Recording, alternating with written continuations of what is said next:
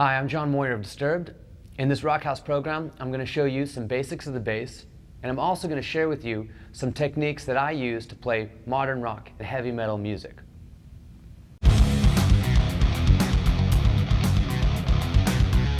So you're ready to rock out, you got your bass in your hand, and now whether you're jamming with other people, you're doing a recording, or even you're playing along with your favorite CDs, there's one very important thing you have to do first before anything else, and that's tune the guitar.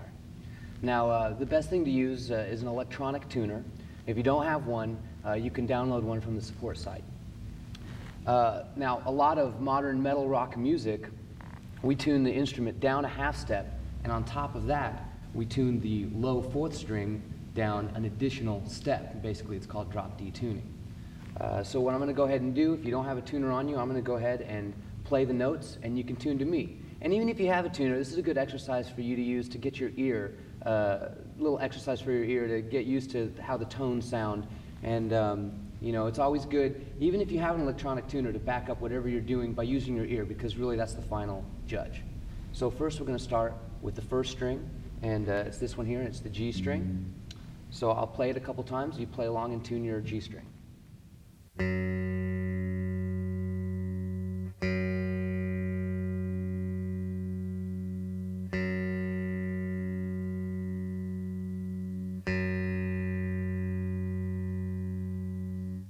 All right, the second string is the D string. I'll go ahead and play this.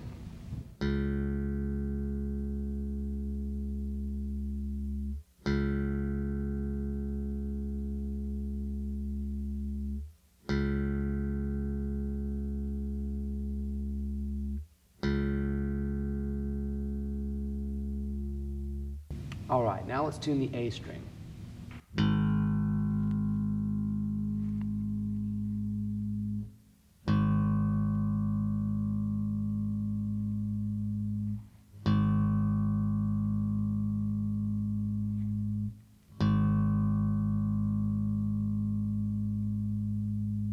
All right, now finally we're going to tune the fourth string, the low D.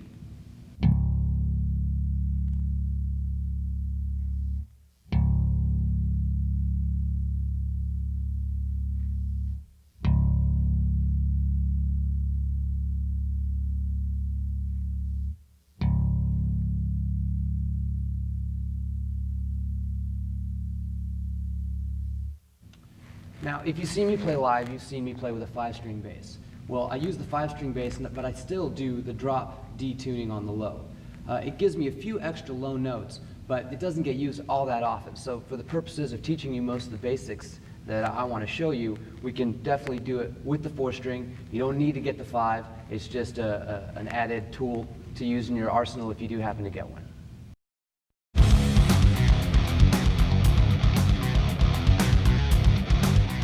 Heavy metal I want to show you is the way I use the pick to play bass. Now, a lot of players use their fingers, but also a lot of players, especially for rock and metal, use a pick. And it's kind of my preference too. I like the aggression of it, I like the attack of the pick, and especially for a lot of the runs that are in metal and rock music are very fast. And so using an alternate picking technique, which I'll show you later, are great ways to achieve some of those really fast, cool runs that you hear. So first of all, I want to show you basically how I hold the pick. Now, what you'll notice is I put my thumb perpendicular to where the point is, and for me, that allows me to kind of lock my thumb like that, and I can really dig in. And then underneath, I basically have my finger pointing towards the pick. So I got a really good lock on it, and even if I get sweaty, it doesn't fall out, at least most of the time anyway. Now, as far as the thickness of the pick, I like to use a pick that has a little give to it. I feel if it's too rigid, it can be too strong on the strings, and you don't really get the full tonal bounce. So a little bit of give, and it seems to be a good marriage between using a pick and getting the most out of your strings, which, in my opinion, strings are really going to be the basis for most of your tones. So a clean pick attack is going to do more for your sound than most of the gear that's out there. Also, as far as where I pick, I tend to pick a little closer to the bridge. Because of the low tunings that we use, the strings tend to be a little looser. So I could play up here, but I feel that when you play up here, the strings tend to give a little bit and you lose a bit of control. But when you pick back closer to the bridge, there's a little more stability coming off of where the strings come out of the bridge, and you can get a tighter tone.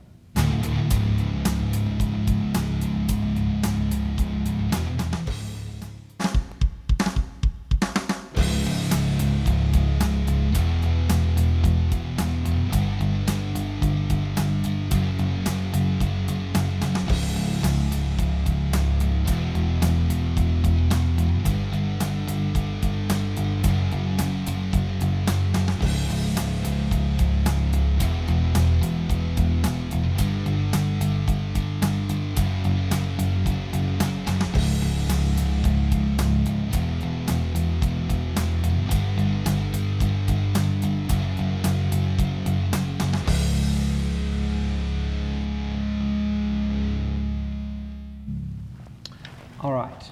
What I want to show you there is basically downstroke picking. It's a real steady eighth note beat that I was playing with an even stroke on the pick. You want to hit nice and solid and consistent, and it's basically a good exercise for you to get real steady with your pick playing. I do the riff over a 4-chord passage there, and we went ahead and put some drums and guitar on it to put it in context. So I'm going to go ahead and break it down for you. Nice and slow, and I'll name the notes that we're going through. And we're going to also use this same chord sequence to illustrate some other techniques later on. So once you get this down, it's going to help you later on in the program as well. All right, so first of all, let's talk about where I'm holding the pick, once again, right over the pickup. And you just want to start with that even, steady tone.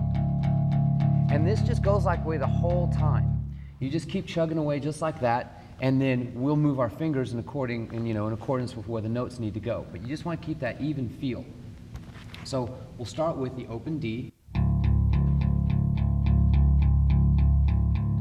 And the way we play each passage, I believe it goes through 8 hits. So it's 1, 2, 3, 4, 1, 2, 3, 4, 1, 2, 3, 4, 1, 2, 3, 4. I'll go ahead and play it slow.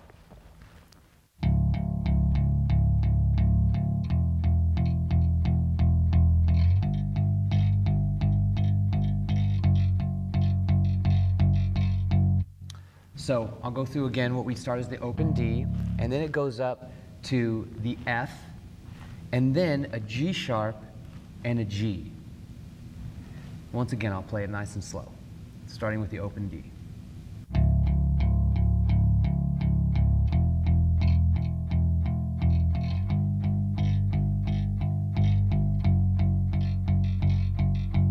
Open, third, 6,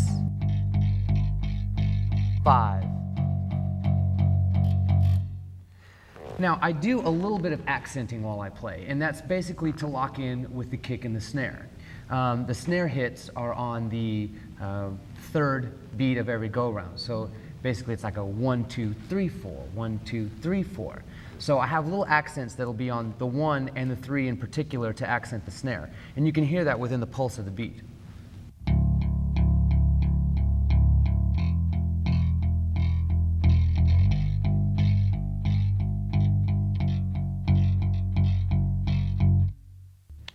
And now I'll go ahead and put the guitar, play it again with the drums and the guitar, and you'll hear those whole note guitars playing over it, but really the pulse of the band is being held together by what the drums and the bass are doing.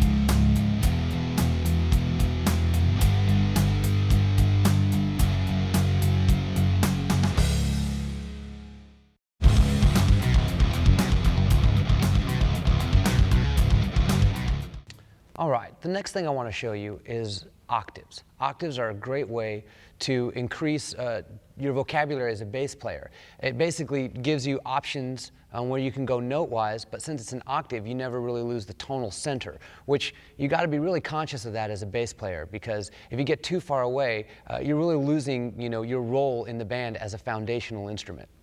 So I'm going to show you some places where octaves can be found in relation to each other on the neck here, okay? So first of all, what we'll do is we'll start with the A string right here on the 5th fret. The octave for that note can be found in a couple of places. One of my favorite spots to hit it is 2 frets over and 2 strings up on the G string right here. So you have the low octave here, the high octave here.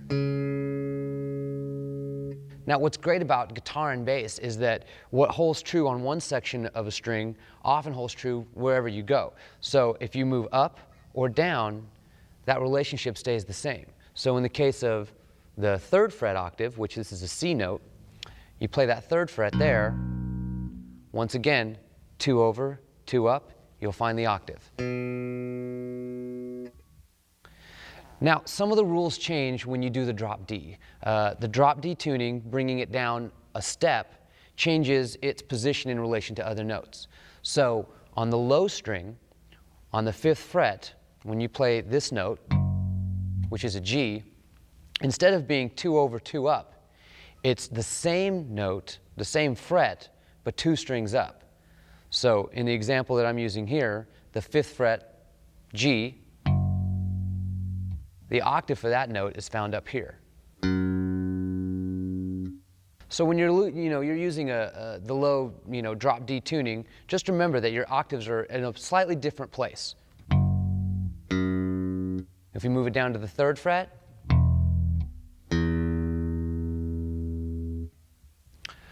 also you can also find octaves 12 frets up from wherever your original note is. So if I wanted to find an octave of, once again, the 3rd fret right here on the D string, I can also find it all the way up here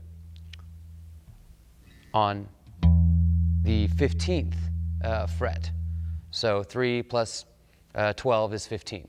Or in the example, if you have the 5th fret, 5 plus 12 is 17. So the octave for the 5th fret can be found way up here. So that gives you an idea of how to use octaves around the neck. And coming up, I'm going to show you some different ways to incorporate that with drums and guitar.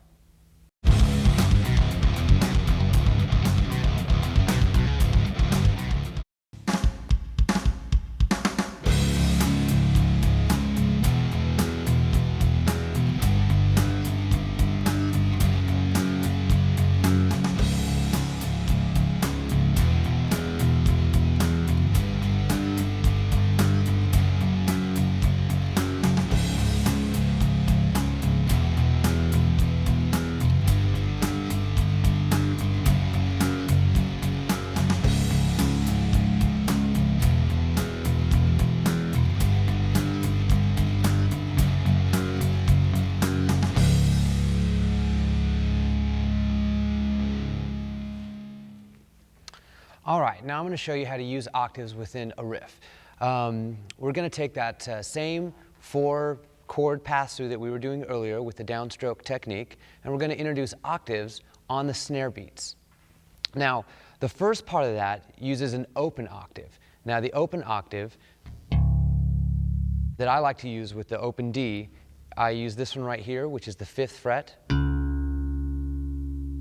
It can also be found on the same position open on 2 strings up.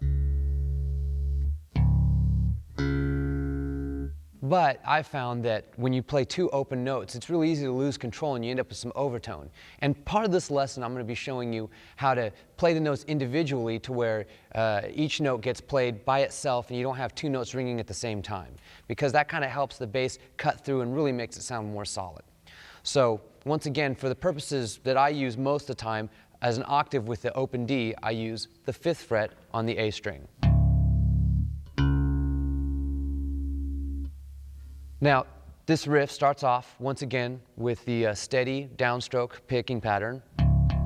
but on the third note, we play the octave on the D. 1, 2, 3, 4, 1, 2, 3, 4. Then it moves up to the F on the third fret, and this time you're using the technique of the same fret, but 2 strings up to find your octave. 1, 2, 3, 4, 1, 2, 3, 4. And goes up here, same thing. And then down to this one. All right, so you kind of get a feel for how I played it, and I slowed it down there, and hopefully you caught that. If not, just rewind, watch it again. And so now we're going to go ahead and play it again with the drums and hear the whole thing in context.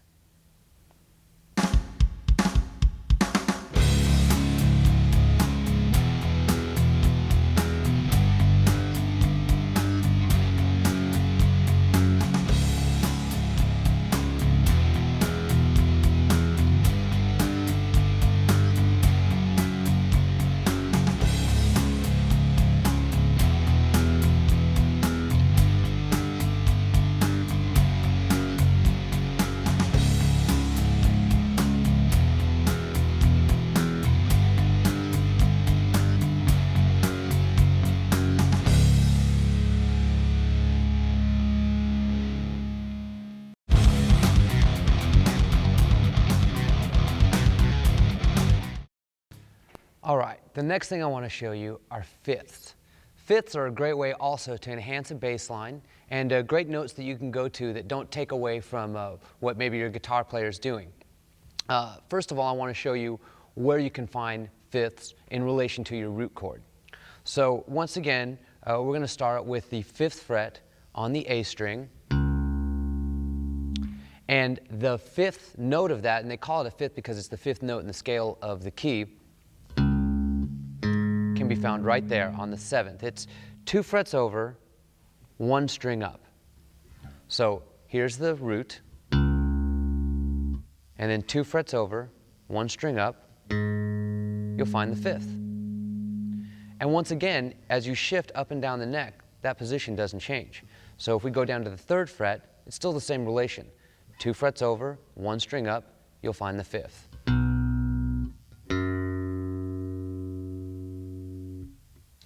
Now, as always with the drop D tuning, you have to take certain considerations and learn a slightly different way to play it. Because of that low string going down like that, it changes some of the relationships of the strings to each other. So we're going to go down to the low 5th on the D string, the 5th fret on the D string.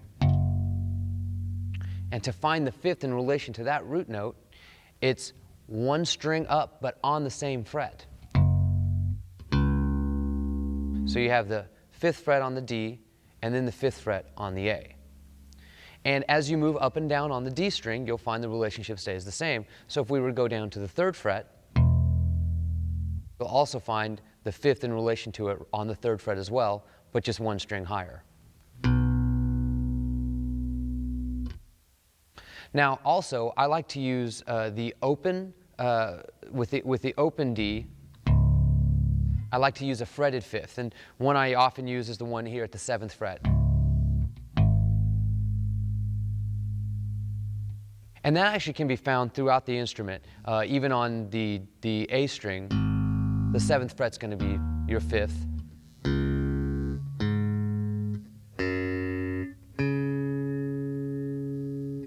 So that's a good way to find fifths all around the neck.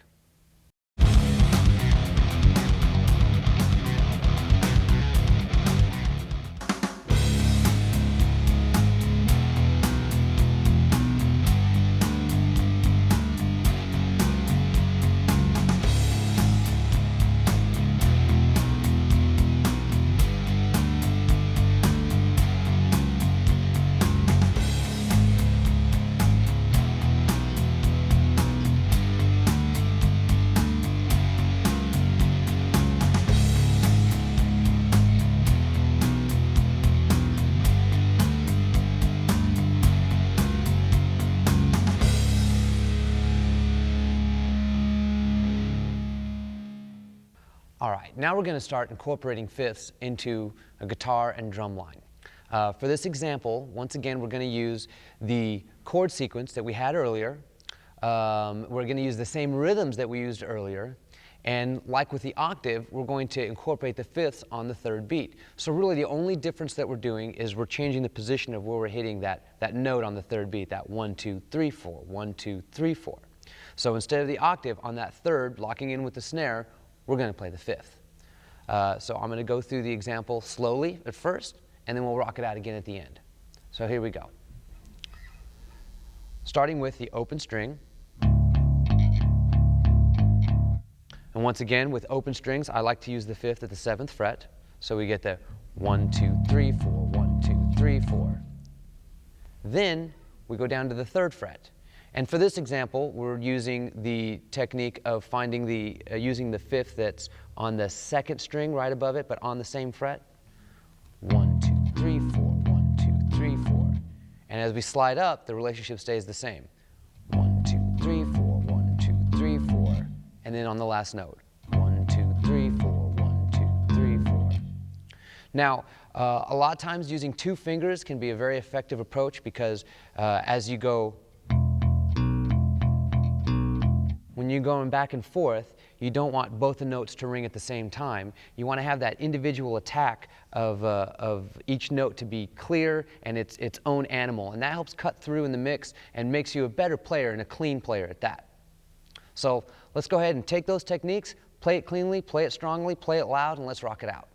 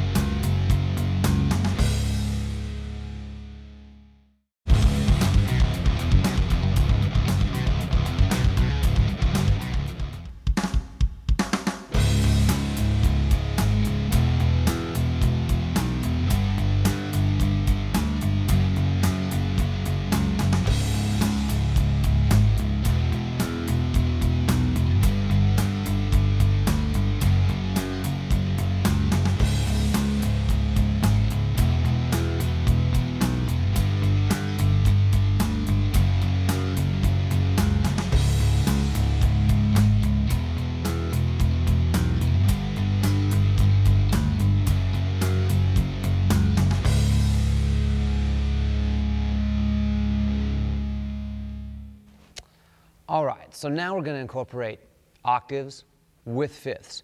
And basically, once again, just to keep things simple and get used to where these notes are on the fretboard, we're going to go ahead and use the same chord pattern that we were using earlier, and also the same rhythm pattern that we did for octaves and for fifths, using the octaves and the fifths on the snare. But what we're going to do is we're going to alternate. So the first snare hit, we'll hit the octave, and the second snare hit, we'll hit the fifth. And we'll move the chords around accordingly, and this kind of gets you used to playing both of them together. So I'm going to start off slow with the open. Once again, that's 1, 2, 3, 4, 1, 2, 3, 4. And I'm playing the octaves and the fifths on that third beat coinciding with the snare. I'll play it again, slow. Now, I want you to pay a little bit of attention while we're right here to the octave on the open string. Playing an open note can sometimes get away from you because you can't mute it. So you have to learn how to mute the note as you play another note. So I also want you to pay a little special attention to when you're playing the octave on this one, on the 5th fret on the A string. You don't want those 2 notes to ring. You want to have that individual tightness. So as you play this note, it's a good idea to just ever so slightly lean that finger up against your open string here, and it'll mute it. I'll show you. So pay attention to that as you work out the rest of this exercise. So we'll go ahead and continue on. And then on the 3rd fret, moving up to the 6th, and then the fifth. All right, so we're going to go ahead and I'll go through it just by myself on bass, and then we'll play it again with the drums and the guitar at the end. Here we go.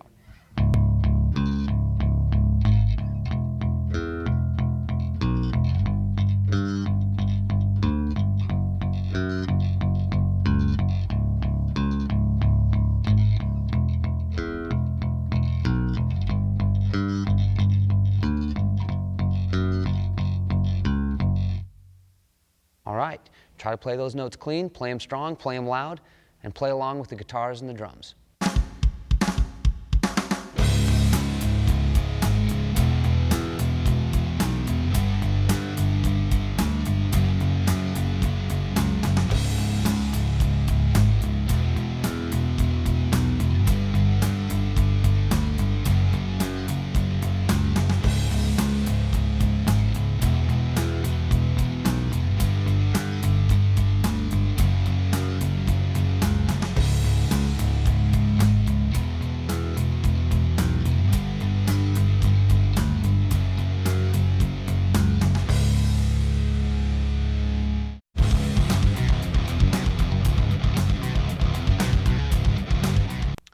All right, I want to talk to you briefly about chord dissection. Basically, that's seeing, what your guitar player is playing, taking apart his chord, those individual notes, and incorporating them into your own bass line. Now, more often than not, you're going to be playing the root note. But as I've been explaining, sometimes you want to throw in fifths and octaves. Well, the one reason fifths work so well is because fifths are basically part of a power chord. Now, power chords are used throughout rock and metal music, and most chords have the fifth in it. That's why the fifth is a great go-to note and works most of the time. But don't limit yourself, because guitar players play diminished chords, they play minor chords, and if you see what your guitar player is doing and you see some other notes within his chord that you could be accenting, definitely take advantage of those moments.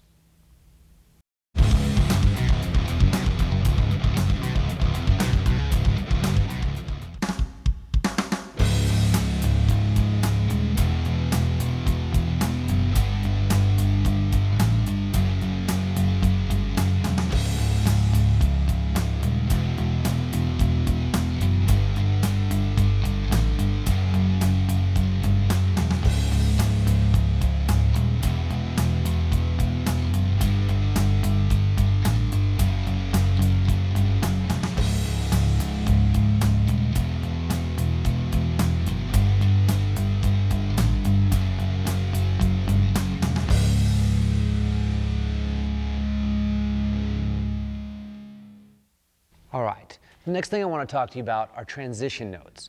I'm going to show you some simple examples of notes that you can play going up to or going down to whatever chord and root note you're going to be going to. So it's another option besides fifths and octaves to give bass lines a little more flow and give you some other notes that you can hit. I use transition notes all the time with the stuff I do with Disturbed, backing up Dan on the guitar solos, even in sections where we're going from a verse into a chorus, anywhere where there's some chords switching around, especially if there's a little more open space. Some transition notes are a great way to kind of fill in the holes and get a little flavor in there. So for this example, once again, we're going to keep it simple. We're going to use the same chord patterns that we've been using earlier, the same steady eighth note rhythm, and now we're going to throw in some transition notes, moving up into and down into the root notes that we'll be playing. So I'm going to start slow, once again starting off with the open D. And basically, I use the transition notes right at the end going into whatever the next chord is. So for this example, 1, 2, 3, 4, 1, 2, and then right there, 1, 2, 3, 4 on my transition notes. And then start making sure that I hit my root note on the one of the next section. And you'll see I do that throughout. And so in this example, my transition note is the second fret going up into the third fret. So you have 1, 2, 3, 4, 1, 2, 3, 4. So around that fourth note, you've got me coming up here. And then going into the sixth fret, and starting at the third fret, same thing. We're playing the transition note on that fourth beat. 1, 2, 3, 4, 1, 2, 3, 4. So you make sure that your downbeat, your one note, is nice and solid. And then for this one, since we're going down, I decided to choose a transition note from above it. So it changes it up just a little bit. 1, 2, 3, 4, 1, 2, 3, 4. So what I'm actually doing is I'm sort of using the root itself as a transition note going into the next note. So 3, at the third beat, I'm playing this one, 4, and then boom, into the 1 of the next one. And then I play a kind of an even longer transition at the end. And at the end of a phrase, that's always a good spot to kind of add a little extra if you're going to do that. And the last one, 1, 2, 3, 4, 1, 2, 3, 4. And once again, making sure that after that fourth note, that your 1 is nice and solid with the chord change. So I'm going to play the whole thing straight through, nice and slow. Follow along.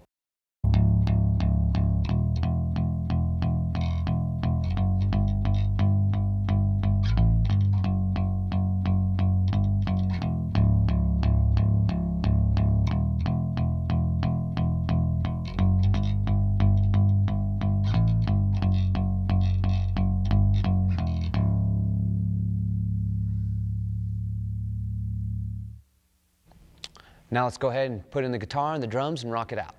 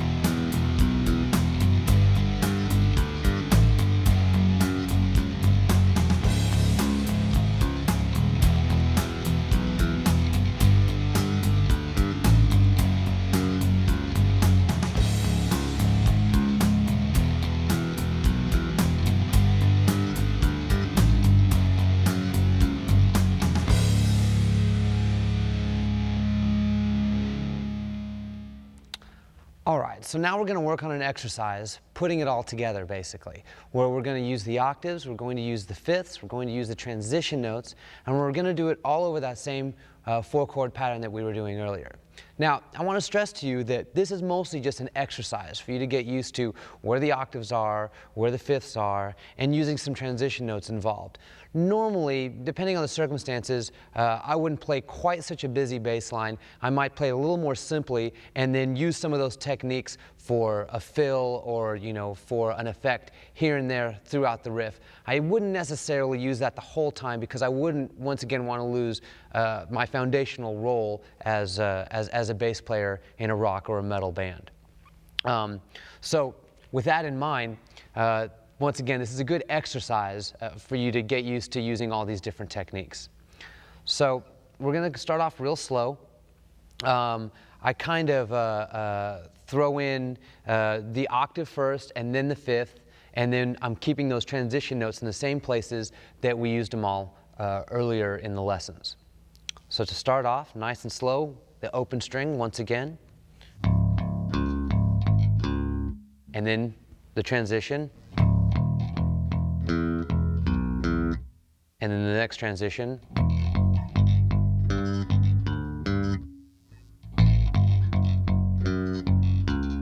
and since this transition comes in a little earlier, you don't quite get to the octave. You have to cut it short to do this last transition. So we'll play it one more time, slow.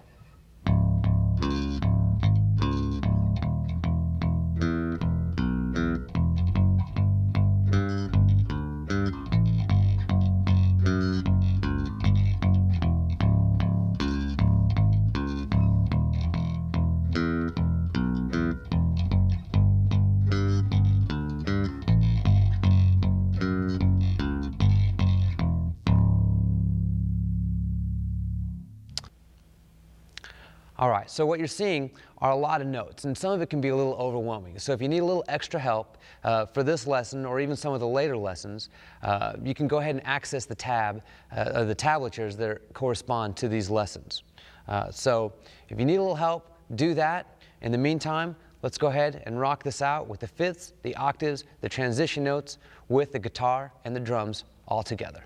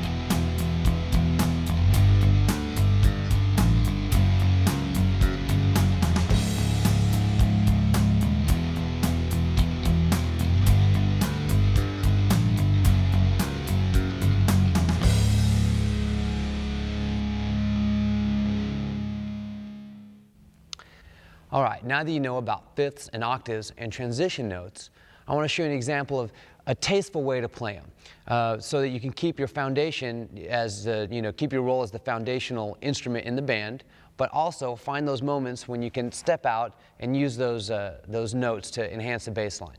So in this example, I play the first half of the riff, nice and solid, toeing the line. I throw in a transition note in the beginning, and it's only on the last two chords that I start to really get tricky with the fifths and the octaves and the transition notes. So it's a good example of sort of the best of both worlds, where you're still maintaining the solid integrity and rocking along and pulsing, the music, but you also take advantage of moments when you can step out of the box a little bit.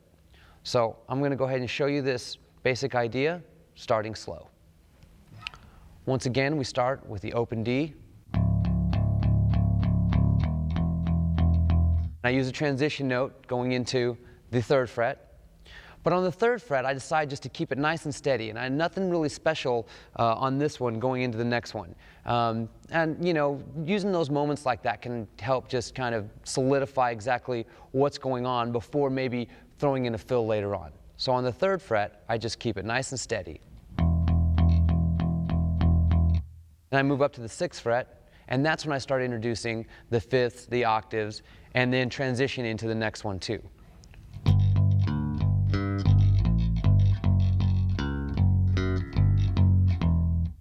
So it almost turns in like the little back half becomes a little turnaround. So once again, we'll take it through the whole thing nice and slow.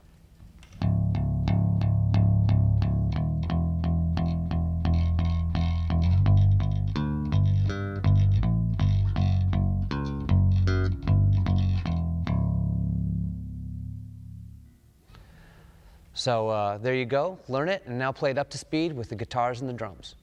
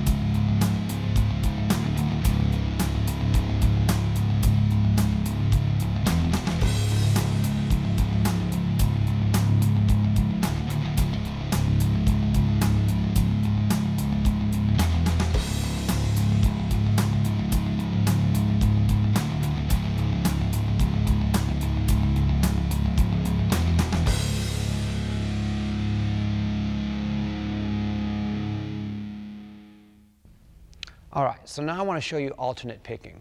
It's a little different than the downstroke technique that I was showing you earlier. Now, with downstroke, I encourage you to use downstrokes as much as possible. It does give you control, and there's a certain tightness about just laying into with those steady downstrokes. But sometimes you have no choice but to do alternate picking, which is where you do a downstroke and an upstroke, because a part can just be so fast, it really is physically impossible to do all downstrokes, keep it up, keep it steady, and still be breathing by the end of the take. So using a upstroke technique in between can help you reach those higher speeds that are necessary for a lot of rock and metal. One of the important things to remember when you're doing alternate picking is nice and even. If you're used to doing downstrokes, you'll notice that when you first start doing upstrokes, your muscles that do that are a little weaker. So you might have to develop them a little bit before you get that real nice even. And because it's faster, it's a 16th note pattern as opposed to a 1, 2, 3, 4, 5, 6, 7, 8. You're doubling it up, so it's a 1 and 2 and 3 and 4 and 5 and 6, and so it basically, that's why they call it a 16-note pattern, because you get 16 notes in there. And you want it to be nice and even.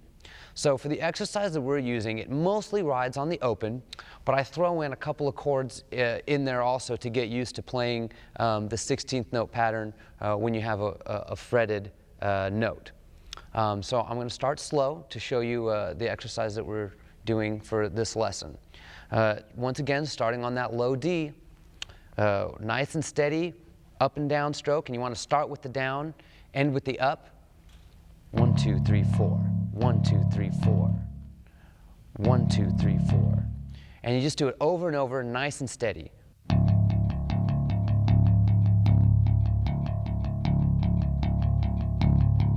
And it can help to do a little bit of an accent on the one. It helps you keep your place in time so you don't lose your place with all those fast notes going by.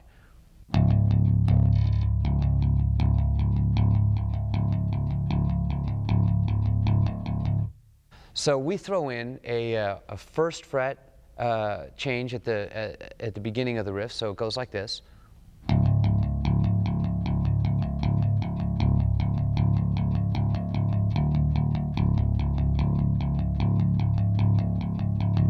And then the next time around, same spot, but this time, same spot rhythmically, but this time we move it up to the 3rd fret.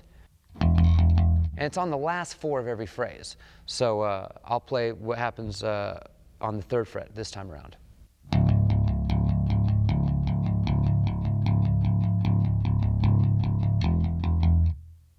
And starts over. And when you start over every new section, make sure that you're starting with that solid downbeat.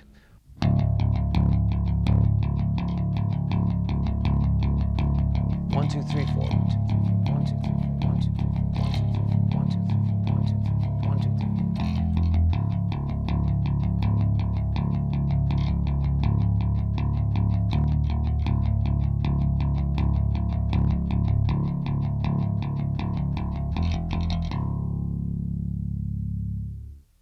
All right, so there you go. That's alternate picking. Slow down. Now let's go ahead and speed it back up, practice it, try to play it nice and steady, and play along to the guitar and the drums to kind of get a real good feel and try to lock in as tight as you can.